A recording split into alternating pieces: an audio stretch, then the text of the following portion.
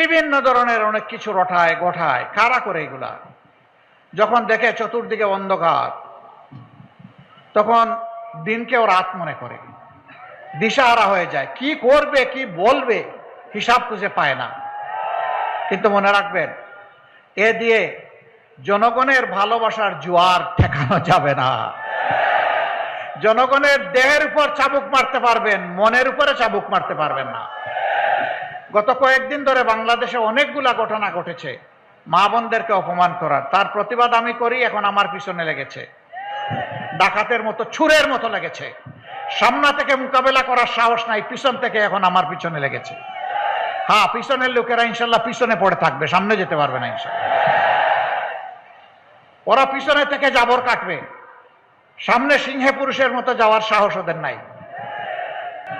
এই দেশ চালাতে হবে তো, এই মানুষগুলো এই দেশেরই মানুষ।